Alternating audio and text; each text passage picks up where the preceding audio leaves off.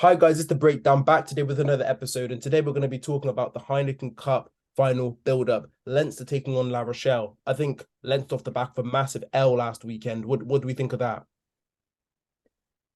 Well, I mean, to be honest, I wouldn't connect that Leinster team to the one that's going to show up in the final because it's going to have a lot of different names in it. And it just shows that Leinster aren't really taking the URC seriously and they're aiming 100% on the Champions Cup. I completely agree. I don't think you can really match up against Leinster semi-final with URC to this team. I mean, they're going to put all their superstars back in the same team, the same dynamics they've always had to win big competitions, and that's why I think Leinster, for me, are going to be really powerful in this final.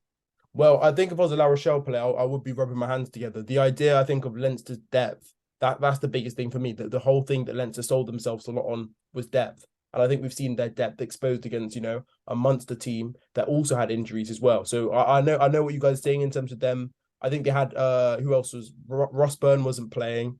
Caelan Doris wasn't playing, like Tagburn. They did have some big players missing, but I do still think it's concerning to lose against this monster team. But talking about La Rochelle, what do we think their key strengths are in terms of areas in which they could expose Leinster on the weekend? Well, I mean, we talk about Ireland and Leinster having one of the best packs in the world. I don't think they would have come up against a pack like La Rochelle before, to be honest. Well, not since they played last time in the final, anyway. I mean, the size that they've got, ball carriers all across the board. Antonio, Skelton, Dante in Yeah. the centres. They got Aldri, they got Boshier as well. So they're going to have a lot of ball carrying threats to deal with. And then on top of that, they're all very good in the breakdown. So they might be challenged a lot in the breakdown as well. I think one of the biggest concerns for me, we were talking about that forward battle. Caelan Doris needs to have a good game. Knockout rugby's been pulled the whole competition. I think if Jasper Wiese playing against Leinster could single-handedly, I think that Jasper Wiese against Leinster almost single-handedly took on that whole pack himself. Tag Furlong wasn't scrummaging properly. And these are some of the concerns I have for Leinster going into the final. I do think they will be dominated in the forwards. I don't think their pack will operate against this La Rochelle team at all. This confusion about Leinster not playing big packs before is it's just stupid because look at Toulouse. They have some of the biggest pack there is in the planet, and Leinster went toe to toe with them and dominated them. So you look at it, I think La Rochelle will be a physical battle and it will be tough, but I think Leinster will come through the other side. They've got dynamic ball carriers rather than just slumpy forwards. So I think for Leinster, Yeah, it's going to be a lot easier job. Kieran, Kieran, slumpy I don't. forwards is I crazy. sorry. I just don't think. I don't think you can compare what Leinster did to the Toulouse pack against this La Rochelle pack. For example, Why can't Toulouse don't have an out and out number eight. They have very skillful forwards and a couple of big guys like Miafu, for Yeah. example. But for the like generally speaking, they're more skillful forwards than a big pack that's gonna dominate. And Rohan as well. I think we're talking about this all the time. Caelan Doris, right, and who's it? Conan cannot play well together. We've said this time and time and time again, and I genuinely think this is going to be exposed on Saturday. You play one or the other. That's what I think. And I think Leinster continuing again with that combination against a very competent pack, it's not going to work. It's not going to work for me Well, at all. but I'd argue this is the best team to play two number eights in the back row against. If you look at the size that they have, their other option is maybe going with a Omani or someone like that. You know, Omani? You play oh, some months to me. I'm talking about Ireland. Sorry, I'm talking about Ireland. Yeah, but Yeah. but so sorry. Yeah, for Leinster, you've got other options, but if you're playing La Rochelle with all that size, it does help to have two number eights in the back row. Right. I mean, that's like, okay. I think for me, another concern, just one of the last points about the full pack, Tag Furlong. I don't think he's been playing that well. We're used to seeing him dominate in scrums. But like you look at like Amal Herber, right, at number three, who's probably in terms of consistency, one of the best number threes. But Tag Furlong, in terms of that record, playing consistently well for long stretches of time, is now becoming, I think he's being exposed a bit, but not having that consistency in his game. But I don't want to talk about Springbok when it's in the final of the Champions Cup. But what I will say about that is that Yeah. you look at it and say that Furlong had just been injured, and when I was comparing him against Genge the other day, saying that Genge beat him, you're like he's injured, but now you're saying like he's not on form, he's not on this. He's been Yeah, but injured and he's coming back. but he's coming back off injury. It's a big final. Adrenaline's Yeah. going to be going. He's going to perform. Stop like thinking he's not going to perform. He's the best tight head the planet's ever seen. Kieran, Six Nations was 2 months ago. Like we need to like the thing is about Fat Furlong, Tag Furlong is he's not a good ball carrier anymore, not a good scrummager. In terms of in the loose, he can't do anything. I would consider not starting him on the weekend. And this is like genuine. This is me being genuinely serious. And let me ask you a question. Who's the Leinster's tight head that could replace him? Pardon? Yeah, it's not Beaton plays with Connacht. Oh right. Oh yeah, but Kieran, So, like I struggle so much with the difference between Ireland and Leinster. Like it's I just the same thing, bro. And I just assumed all the players are the same, to be honest. But obviously, there's a couple of them in Munster and that. But yeah, one thing I would say about Furlong though, when I watched La Rochelle play, it was against Chiefs in the semi-final. Their loose head seems to be a bit of a smaller loose head that's a bit more mobile. So I think in the scrums, Furlong would probably have the size advantage.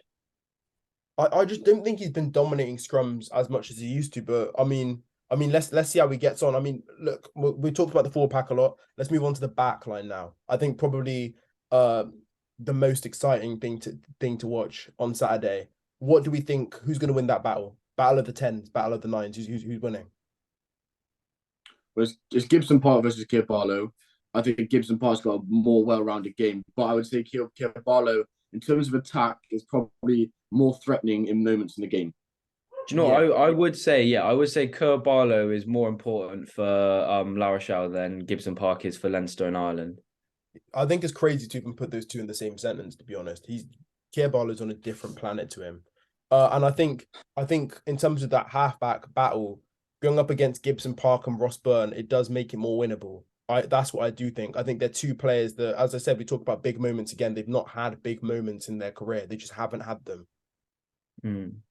But does this not show to people that you don't need a world-class fly half to win a Champions Cup?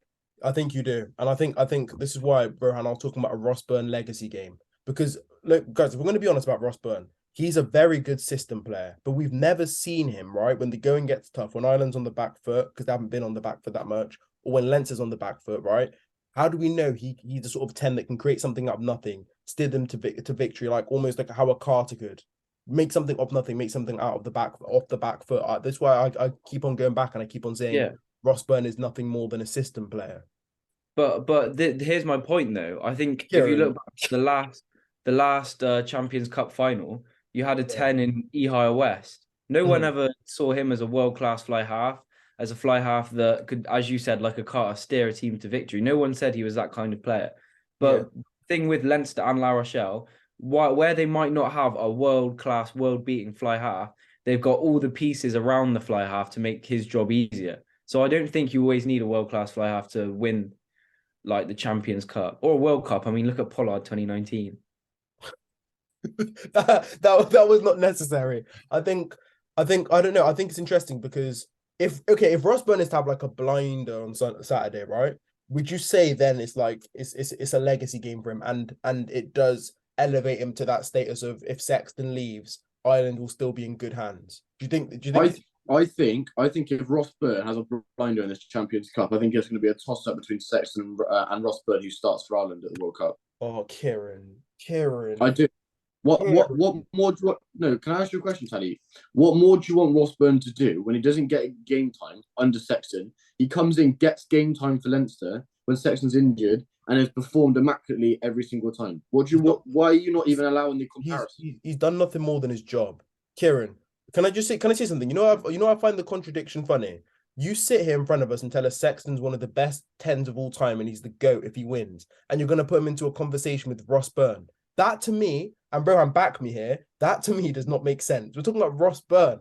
And you're saying if Ross Byrne does his job on Saturday. Because listen, I'm saying that because Sexton's been injured. So for me, if you're going in with form, because I think form going into World Cup is vital, and Sexton's been injured, that's what I'm saying. It's going to be a lot closer than you think. If Sexton wasn't injured, hands down, Sexton goes into the 10 shirt for Ireland. It's always a difficult one because you're looking at now a nearly 40-year-old Sexton, as good as I think he is in terms of steering a team. you have Ross Byrne as a player that can probably contribute more in terms of output in a game, but no one will have the effect on the game like Sexton, for example. He can affect the game without touching the ball, just by telling people where to be and calling the right plays and know when to pull the trigger. Ross Byrne doesn't have that. I know he's younger and he's probably fitter, faster, whatever, but he doesn't have that yet. He's not at that level that Sexton is. 100%. I don't know. I think we'll see. We'll see how Rossburn gets on. Hopefully, for him, it is a legacy game. We're talking about that legacy game and how important that is for him. I think final thing for us to talk about, back three for Leinster. How important will they be on Saturday? I think you're looking at Hugo Keenan, James Lowe for key people. What do we think they can do in terms of helping their team? Well, Who's the other winger? Pardon? Who's the other winger, Taddy? It depends who they go with, isn't it? Yeah, you've got like Jimmy O'Brien. Jimmy O'Brien probably they'll go with, and I like the look.